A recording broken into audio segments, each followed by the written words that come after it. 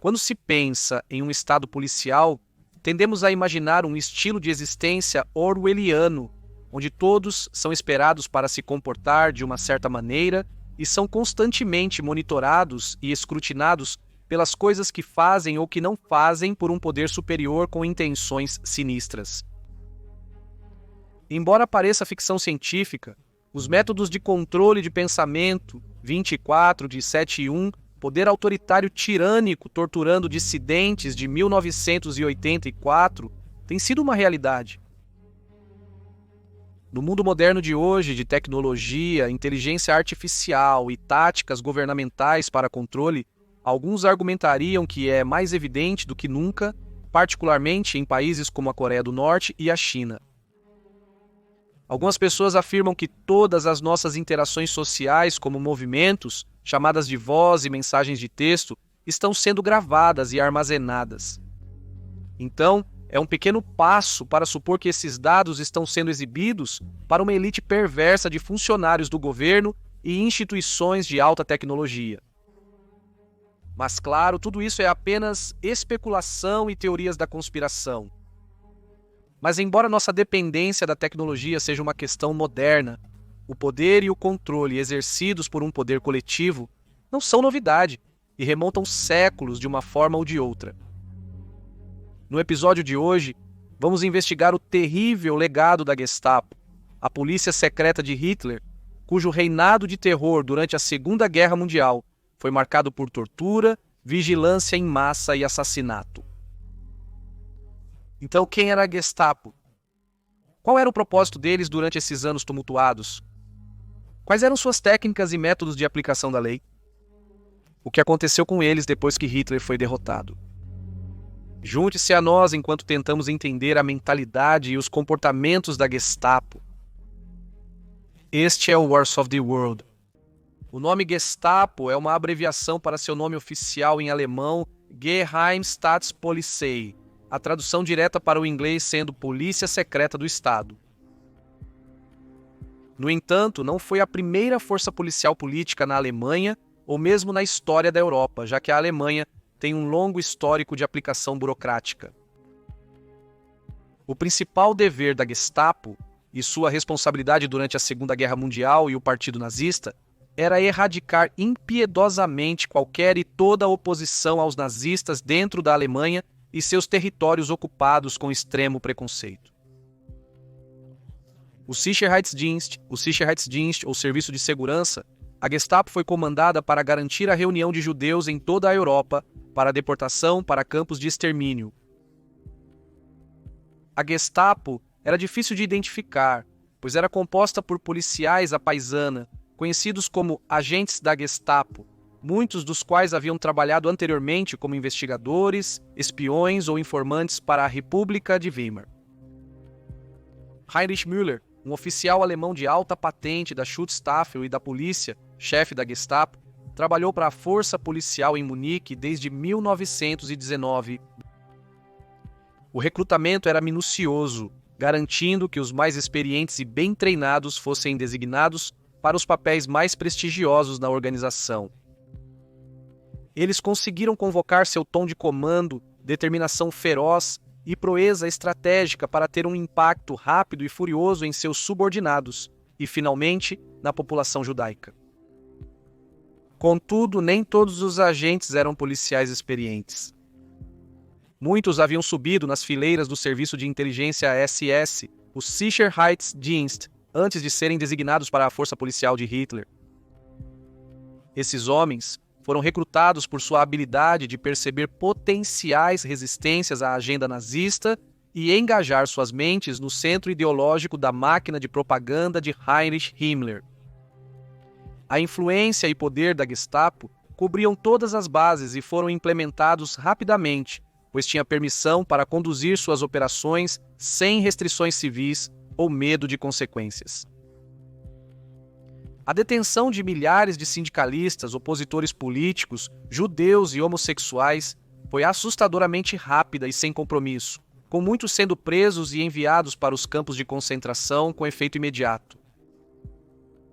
sua liberdade para interrogar, matar ou torturar qualquer pessoa considerada uma ameaça à sua agenda política ou que não se encaixasse em seu perfil preconceituoso era impressionante. O que se tornou conhecido como a raça mestra, um conceito pseudocientífico na ideologia nazista, em que a comumente acreditada raça ariana é considerada o ápice da hierarquia racial humana, tornou-se um fator importante em seu governo. Junto com a SS, a Gestapo gerenciava o tratamento das chamadas raças inferiores, como judeus e ciganos Roma, muitos dos quais foram mortos ou torturados após a captura. Membros da Gestapo também estavam incluídos nos Einsatzgruppen, ou grupos de implantação, que eram esquadrões da morte móveis que seguiram o exército regular alemão para a Polônia e Rússia com ordens para matar todos os judeus. Um desses esquadrões da morte era supervisionado por Adolf Eichmann, uma figura proeminente no partido nazista. O Bureau 4B4 deportou milhões de judeus de outros países ocupados para os campos de extermínio na Polônia. Em última análise, o papel da Gestapo dentro do partido nazista era a dominação estrutural da polícia política, cujo objetivo é manter o status quo político e proteger o governo de protestos, espionagem e resistência política ou golpe. Esse era o papel da Gestapo.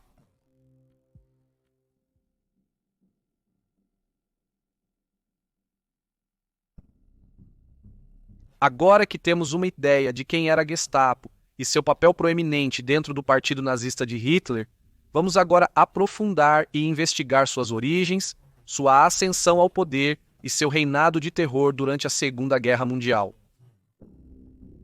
Antes dos nazistas chegarem ao poder em 1933, o país democrático da Alemanha de 1918 era conhecido como a República de Weimar, composta por vários estados como Prússia, Baviera e Saxônia, cada um com suas próprias forças policiais.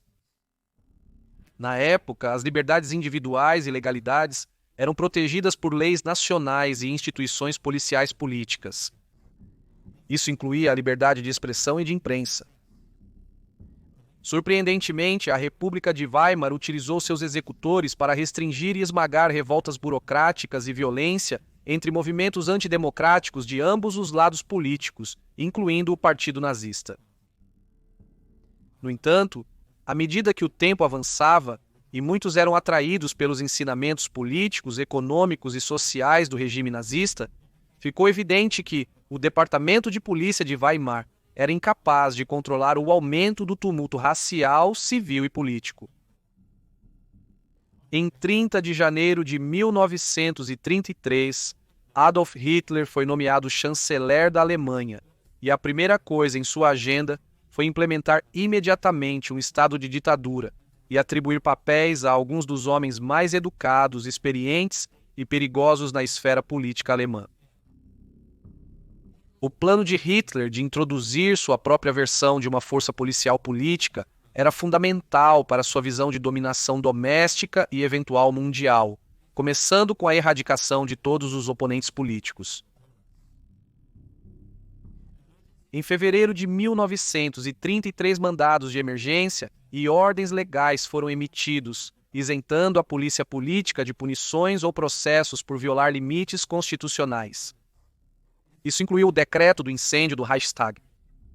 Esta proclamação pôs fim aos direitos individuais e proteções legais, como o direito à privacidade, permitindo assim que a polícia conduzisse seu interrogatório, exame e encarceramento de qualquer pessoa que vissem como uma ameaça sociopolítica. Hitler havia aprovado a leitura de correspondências privadas de civis, a entrada em residências sem mandado e sancionou suas equipes para secretamente ouvir chamadas telefônicas quando necessário. E isso foi apenas o começo. A Gestapo foi estabelecida durante a ascensão do regime nazista de Hitler. Quando o partido chegou ao poder em 1933, Hermann Göring, então ministro do interior da Prússia, desvinculou as unidades políticas e de espionagem do Exército Regular da Prússia e reconheceu oficialmente a Gestapo em 26 de abril como sua própria unidade. Heinrich Himmler, chefe da SS, e Reinhard Heydrich reorganizaram a polícia da Baviera e dos demais estados alemães de forma similar.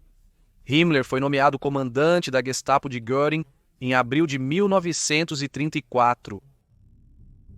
Mais tarde, em junho de 1936, Himmler obteve controle total de todas as forças policiais alemãs, incluindo a Ordnungspolizei, ou Polícia de Ordem, além de ser nomeado Reichsführer SS e chefe da polícia alemã.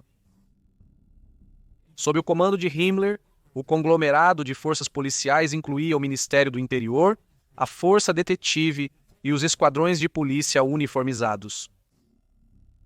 Em 1936, a Gestapo havia sido montada, estabelecida e totalmente ativa, sob a direção do subordinado de Himmler, Gruppenführer Heinrich Müller. Isso coincidiu com o desenvolvimento da Kriminalpolizei, a polícia criminal, como parte da Sicherheitspolizei, ou a Organização de Polícia de Segurança. Em 1939, a organização foi reforçada com o Sicherheitsdienst, um departamento de segurança da SS, formando o Escritório Central de Segurança do Reich sob Heydrich. Apesar das brigas internas, da competitividade usual entre as fileiras e das agências estarem em sua infância, a Gestapo dependia muito de suas forças companheiras, especialmente devido ao seu pequeno tamanho de cerca de 32 mil até o fim de 1944. Em suma, o papel da Gestapo era reunir o maior número possível de pessoas consideradas ameaças às suas políticas, agenda ou teorias culturais e raciais. Eles também tinham a autoridade para enviar essas almas infelizes para os terríveis campos de concentração, que acabaram levando ao assassinato de milhões de pessoas. A custódia protetora dava à Gestapo carta branca para agir livremente. Essa política significava que qualquer pessoa presa pelos membros não tinha chance de defesa da organização, que poderia facilmente contornar os tribunais. Aqueles colocados em custódia protetora não podiam falar com um advogado ou se defender durante as datas do tribunal, permitindo assim que a Gestapo realizasse suas próprias prisões, batidas e transporte para os campos rapidamente e sem resistência. Em suma, a Gestapo agia como Deus, controlando as vidas dos alemães.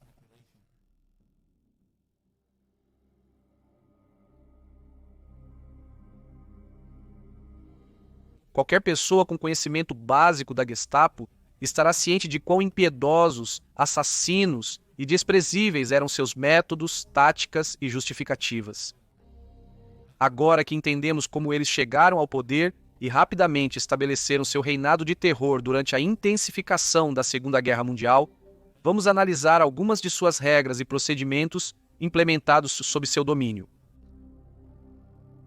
Durante a guerra, a Gestapo foi responsável por investigar, prender e punir aqueles que se manifestaram contra o regime nazista ou frustraram seus esforços políticos, sociais ou de guerra. Seus preconceitos contra judeus, homossexuais ou qualquer um que não se encaixasse em sua perspectiva ariana também incluíam aqueles que escreviam, falavam ou até mesmo deliberavam em pequenos círculos contra a liderança tirânica. Eles participavam de tiroteios em massa de homens, mulheres e crianças judias quase diariamente e se divertiam policiando as instalações de trabalho forçado por todo o país. Seu prazer em conduzir assassinatos entre a comunidade judaica geralmente era antecipado por suas técnicas de interrogatório, que incluíam intimidação, tortura psicológica e física, além de outros tormentos repugnantes. A capacidade de brincar de Deus com a vida das pessoas e seus alojamentos era algo que a Gestapo apreciava. Sem ter que avaliar totalmente as evidências, eles podiam escolher deixar as pessoas irem ou puni-las no grau que desejassem. Mesmo após tantos anos, ainda é difícil entender o quão racistas e preconceituosos os nazistas eram em relação aos judeus. Eles doutrinaram suas forças policiais a acreditar que os judeus representavam uma ameaça nacional e política. Portanto, a Gestapo foi responsabilizada pela polícia judaica como parte de sua função de proteger o Estado, sobretudo durante os anos de guerra. Até o final de 1935, o ódio e o preconceito doméstico dos nazistas contra o povo judeu continuaram a escalar com a aprovação das leis de Nuremberg. Essas leis específicas suprimiram casamentos entre judeus e alemães não judeus, ou aqueles considerados de sangue alemão puro pelos nazistas. Elas também proibiram relacionamentos extraconjugais de natureza sexual entre judeus e alemães não judeus, o que era considerado profanação racial. A Gestapo garantia que a população judaica fosse monitorada constantemente, dia após dia, pessoa por pessoa. Eles criaram divisões e departamentos dedicados exclusivamente ao rastreamento dessas informações em suas unidades. Durante o reinado da Gestapo, o Estado nazista acreditava que uma das melhores maneiras de resolver as chamadas ameaças dos nativos judeus era lançar um programa de emigração em larga escala para reunir o máximo que pudessem e movê-los para fora do país e para os campos de concentração. Os departamentos administrativos envolvidos no processo de emigração, encarregados de resolver a questão judaica, tinham como objetivo garantir que os ativos financeiros dos judeus permanecessem para trás e fossem transferidos para o Estado nazista após a deportação física. Isso teria deixado muitos sem lar, dinheiro e obrigados a buscar emprego e abrigo, enfrentando condições terríveis, caso tivessem escapado dos horrores dos campos de concentração. As atrozes atrocidades cometidas pela Gestapo são horrivelmente longas e extremas. Foi profundamente chocante a superexploração, tortura, estupro, assassinato, fome e outros crimes cometidos contra judeus, homossexuais e deficientes na Alemanha, bem como contra os capturados durante a guerra. Relatos de testemunhas oculares, registros históricos e evidências dos campos de concentração pintam um quadro assustador, angustiante e imperdoável do que esses indivíduos tiveram que passar. Em relação aos prisioneiros de guerra, a Gestapo não hesitou em executar aqueles que consideravam uma ameaça para seus campos ou seus guardas. Esses relatos foram retratados em filmes como A Guerra de Hart e Fugindo do Inferno, sendo este último sobre os assassinatos em Stalag Luft III. Estes foram crimes de guerra cometidos por membros da Gestapo após a grande fuga de prisioneiros de guerra aliados do campo de prisão da Força Aérea Alemã Stalag Luft III em 25 de março de 1944. Nota-se que dos 76 fugitivos bem-sucedidos, 73 foram recapturados, 50 dos quais foram executados por ordens pessoais de Adolf Hitler. Esses assassinatos geraram indignação na imprensa mundial e entre membros da Gestapo no próprio campo de prisão. O secretário de Relações Exteriores do Reino Unido na época, Anthony Eden, declararia mais tarde na Câmara dos Comuns que os culpados por tal crime de guerra seriam levados à justiça exemplar.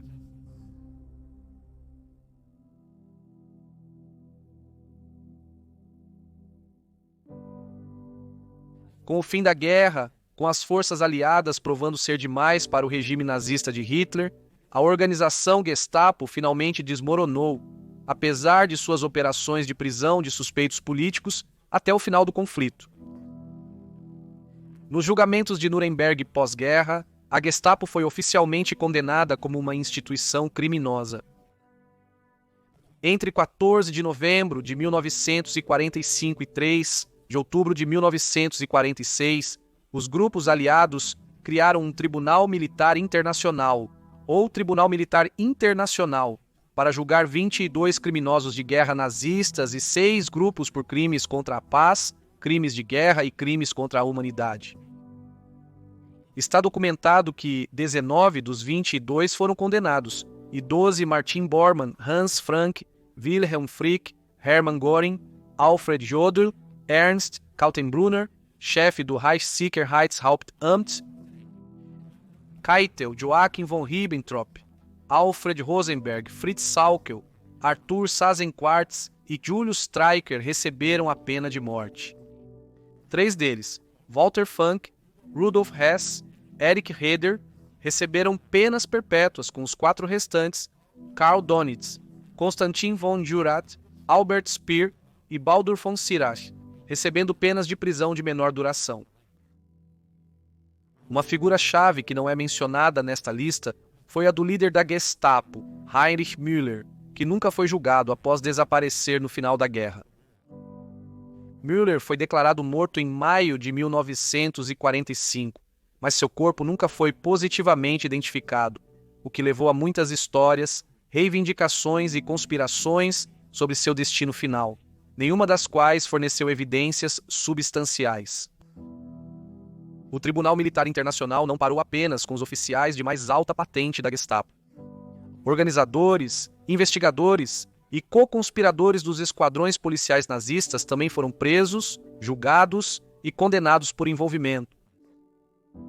As responsabilidades do Tribunal Militar Internacional nas audiências e julgamentos de quaisquer e todos os membros de grupos ou organizações relacionadas era declarar que tal grupo ou organização era uma organização criminosa. Após investigações minuciosas nas fileiras coletivas, oficiais e figuras de destaque da SS, Gestapo e outros, a autoridade nacional competente de qualquer signatário tinha o direito de levar pessoas a julgamento por pertencerem a essa organização. O Tribunal Militar Internacional subsequentemente condenou 3 dos grupos, à causa da liderança nazista, a SGR, incluindo o Sicherheitsdienst e a Gestapo. Nos anos após a Segunda Guerra Mundial, os Estados Unidos da América, corpo de contra-inteligência, implorou ao ex-chefe da Gestapo, Leon Klaus Barbie, por seus esforços anticomunistas, e também o ajudou a escapar para a Bolívia. Em 1997, Colônia transformou a antiga sede regional da Gestapo em Colônia, a Casa ELDE, em um museu para documentar as ações da Gestapo.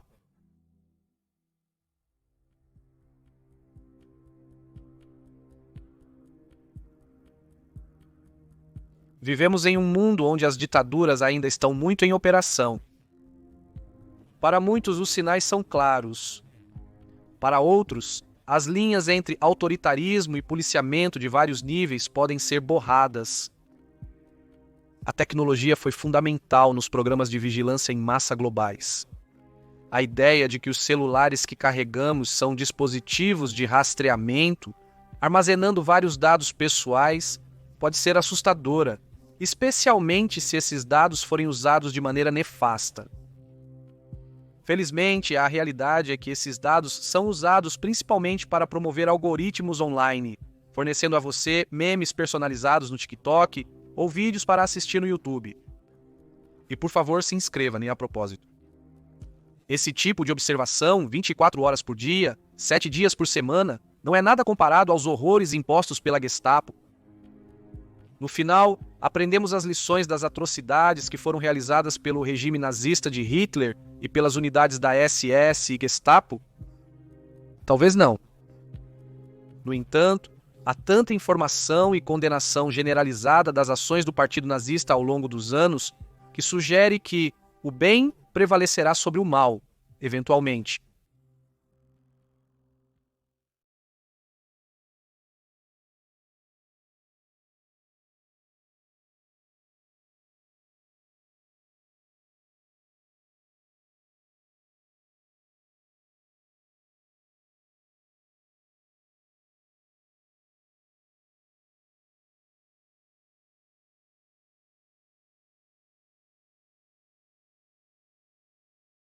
Obrigado.